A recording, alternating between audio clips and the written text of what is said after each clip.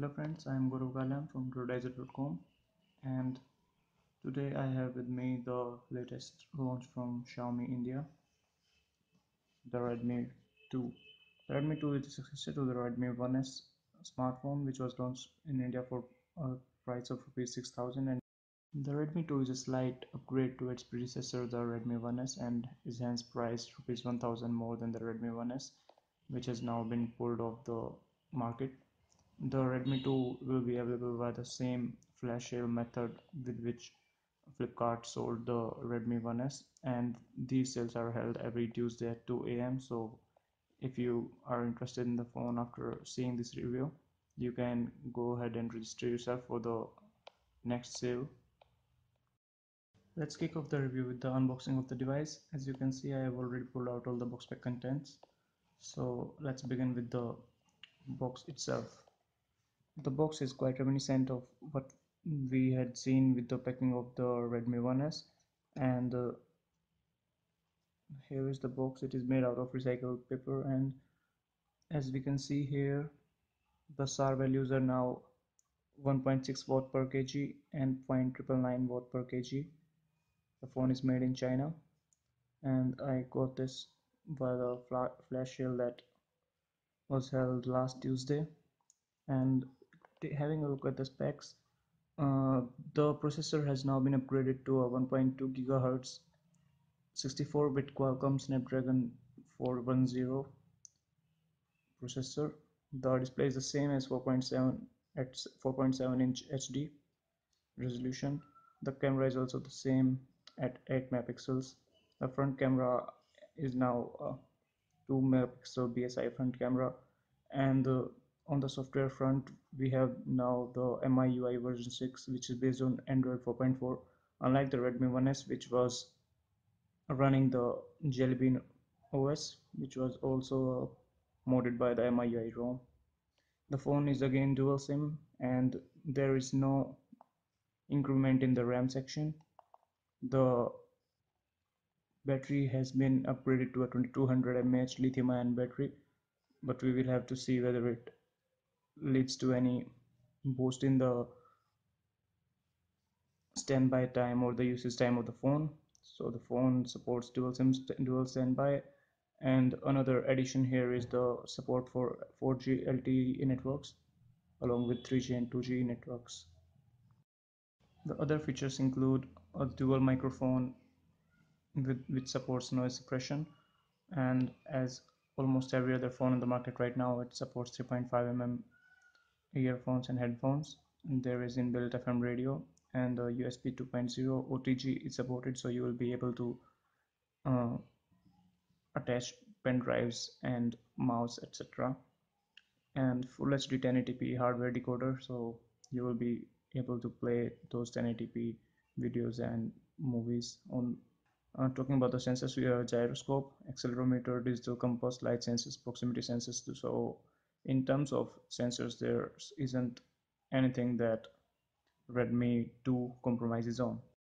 An interesting thing to note here is that the Redmi 2 does not come with a free screen guard, unlike Redmi 1S, which came with a free screen guard in most of its flash sales. And as the phone now uses micro SIM cards, so there is no need for those free SIM card adapters that came along with the Redmi 1S. Getting to the box pack contents here, as we can see that the box contains a Redmi 2, a battery, an adapter, that is the charger, a USB 2.0 cable which goes into the charger and also acts as the USB cable so you can transfer stuff from your PC, and a warranty card and a user guide. So here is all the stuff that comes with inside the box. Here is the getting started with Redmi 2 guide. Nothing extraordinary about it. And here is the warranty card. There is a 1-year warranty of the handset, while the accessories like the original battery and charger and any other accessories, so there are not any other accessories, come with a warranty of 6 months only. And here is the USB 2.0 cable that we were talking about. And this is the charger that comes along with the device. The charger is a 1 ampere charger. The great thing about A great thing about the Redmi 1S was that the charger was a 2.0 ampere output charger, which ensured that the phone charged quickly. That is not the case with Redmi 2, sadly. Finally, coming to the device itself, here is the Redmi 2. Now the Redmi 2 is a sleeker device compared to the Redmi 1S, which has very wide bezels at the top as well as at the bottom of the device. Now the phone is a lot more compact, even though the screen size is the same. First of all, the device is now 0.5 mm thinner than the last time around. And let's talk about the various buttons and ports that we have on various sides of the device. So we have the volume up and down rockers on the right side of the phone along with the power button. All these buttons give a good response when pressed. And on the top of the device we have the headphone jack, and at the bottom of the device we have a USB port, and at the bottom center we have a mic. On the left side of the device we have absolutely nothing. On the rear side we have another mic, which is for noise cancellation. On the right side of the camera we have the LED flash. On the right, oh, that was left, sorry. On the right side of the camera we have the speakerphone. Now the positioning of the flash LED flash has shifted from the bottom of the camera to the left side of the camera if we compare this with the Redmi 1S. So as I was talking about the compactness of the device, about the reduced dimensions, so the phone feels a lot more comfortable than the last time around. It is about 25 grams lighter than the Redmi 1S, so that's quite an achievement for the device. So the back side of the phone is still removable, back cover is still removable, so we have a removable battery on the back. And let me uncover it. So I had installed the battery. So here is the battery itself. As we can see here, the battery is a 2200 mAh battery, and there are two micro SIMs that can be inserted into this device. The first SIM can support up to 4G LTE networks, and of course 3G and 2G are supported. I have inserted a 32 GB micro SD card, which is the limit for the expandability of its external storage. So let's put it back inside and show you what the boot animation of the device looks like, though it's not the first time I'm booting this device. So let me hold the power button down for a second or two, and there's the power by Android thing that has been made compulsory by Google. So this is the lock screen we have on the device. As we can see from the lock screen, this phone is running the MiUI version 6. Let's go to the about screen menu of the device and confirm the same. Here are the settings, and I will dive into the about phone, and here we have Android version 4.4.4 and MIUI version 6.3.4.0. As the box spec said, the CPU is a quad-core 1.2 GHz CPU with 1 GB RAM. The internal memory is 8 GB, out of which only 1.07 GB is available right now because I have installed a lot of games and applications to test out on this device. Talking about the hardware of the device, first of all, the screen. The screen we have here is a 4.7-inch HD screen, and the colors are very vibrant, and it is, to say the least, a treat to view videos and browse on this device. The colors pop out pretty well. The only bad thing about the display probably is that the display is still quite reflective, and which becomes quite an issue if we are running the phone on the minimum possible brightness. You might not be able to see much, but there are a lot of reflections. But if we pop up the brightness to something more, this issue get solved a bit. And another thing about the display is that the display is a fingerprint magnet. Every time we touch our thumbs on it, there are fingerprints left on the device, so that's not a good thing unless you plan on getting a screen guard or something of that sort on this. The back side of the device, I have got the white version of the Redmi 2. The back side of the device is resistant to fingerprints, but as it is the white color, it will attract dirt marks and all sorts of things that will make the phone look bad. So you will probably want to go with the black version. Though my friend who has ordered this phone said that he didn't exactly get a choice while ordering the device regarding the color scheme. Now, though the whole phone is built up of plastic, like is pretty usual in phones at this price point, it doesn't feel like a Chinese phone that we are holding in our hands, a low quality Chinese phone to be precise, because these days we have companies like Lenovo and Oppo and OnePlus which are making a name out there for their good build quality. And the Redmi 2 at a price of rupees 7,000, we can't really expect a better build quality, so the phone feels nice to hold in hand. Moving on to the other aspects of the hardware, let's try out the audio experience on this device. And let me jump to the play music application so that I can listen to a song or two. And here is the play button. So the speaker is here. I don't know whether you are able to listen or not, but the speaker really made me a fan.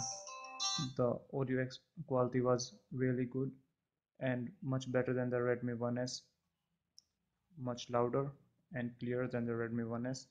And even comparing with the Eureka, the phone which I am primarily using now, it is louder than the Eureka as well as the Redmi 1S. Moving on to the camera of the device. The camera on the phone is an 8 megapixel camera at the rear and a 2 megapixel camera at the front. The rear camera can do Full HD videos, that is 1080p, while the front camera can handle 720p videos. And talking about the interface of the camera here is, it will take a bit of getting used to. Swiping on the from the right edge gets you the filters that you can apply to your phone. These filters are, as you can see, live previews of these filters so that we can decide which filter we want to use on our camera. And if we swipe from the left edge, we have the options to choose from panorama, HDR mode. We have a manual mode here select the which allows us to modify the white balance or select an ISO. The ISO we can select can either be set to auto so that the phone handles the ISO automatically, or it begins at ISO 100 and the maximum ISO available to us is ISO 800.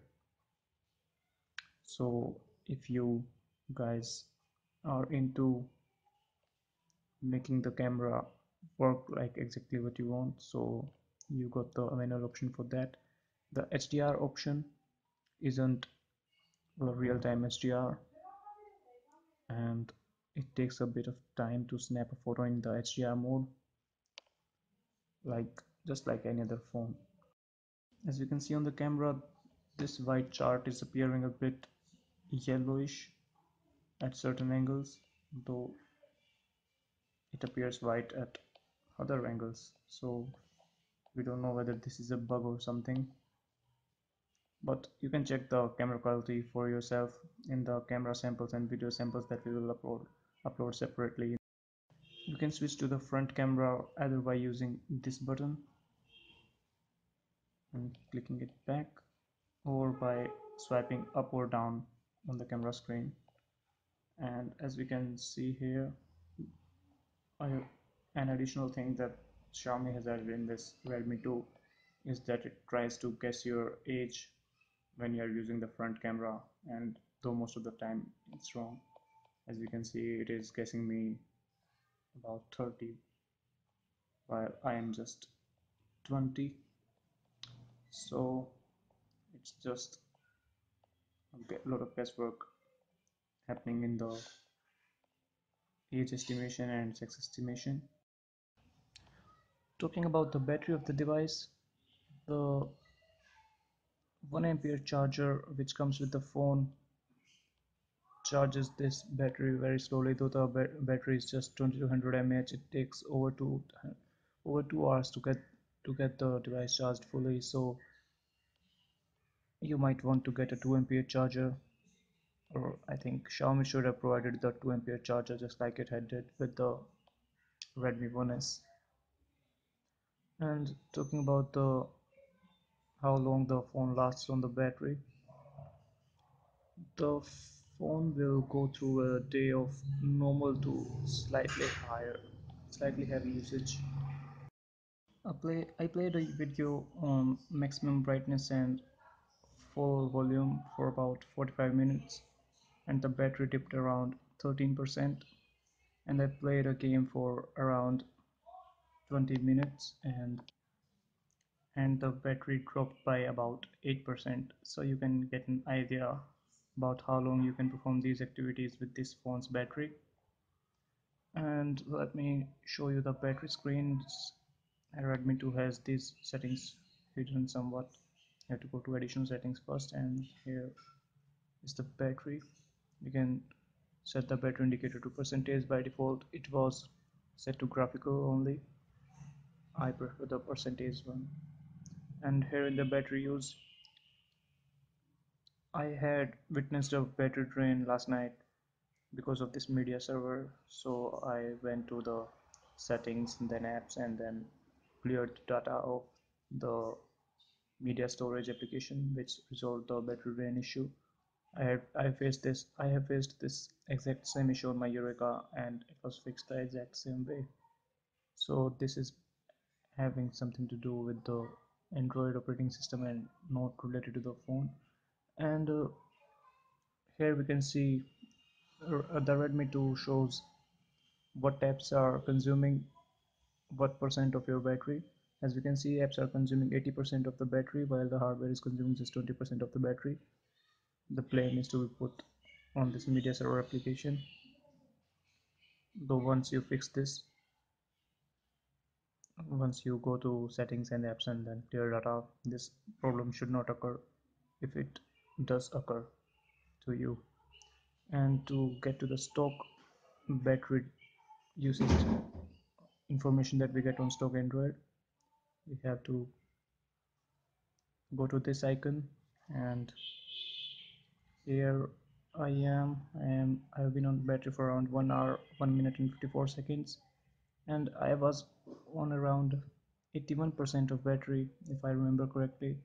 So it has dropped by about 12% in around an hour, in which I have done those benchmarking, about 10 minutes of benchmarking, about 10 minutes of gaming, and almost all this review. So you can have a fair assumption about the battery with this. The phone has become a bit lukewarm after running all these benchmarks. Let's see whether the battery has become hot. As you can see on CPU-Z, the battery has got heated up to 43.0 degrees Celsius, which means that the heating problem of the Redmi 1S hasn't exactly gone away, even on its successor, the Redmi 2. So that is going to irk a few potential users. Now the box spec on the Redmi 1S, Redmi 2, sorry, says that the phone supports USB OTG out of the box. So let's confirm the same. I have got a USB OTG cable right here, and let's insert this pen drive. Which way does it go in? That's why I am pretty crazy about the USB 3.1 that will take over almost all the USB ports in the next few years. So let's go to the Explorer and see whether no, it doesn't show up as an separate entity in the default Explorer. Let's go to Solid Explorer, a third-party file explorer that I have installed from the Play Store. And there is a USB OTG option. Yes, these are the contents of the pen drive. I had put them in specifically, and we can access them fine. So there are no problems with OTG. Now a couple things I had missed on the in the earlier part is one of these is that these red navigation buttons at the bottom of the device are soft touch, just like the Redmi 1S, and again just like the Redmi 1S they aren't backlit. And talking about the display, I had missed this viewing angle aspect of the display. The display angles are not bad, to be precise. It does get a bit dark from too much side angles, but it is more than viewable from almost all angles. So the viewing angles are not bad. If not the best, these are not bad. But talking about a phone which has been priced at rupees 7,000, I will have to say these viewing angles are good. So that almost wraps up our review of the device. I will cover any little things I have missed in this review, in this video review, on our text review, which you can find in the description link in the description below, the link to which you can find in the description below. And comment and subscribe to our channel if you like this video, or is it like and subscribe? Yeah, like and subscribe to our shit. I'm not doing it right.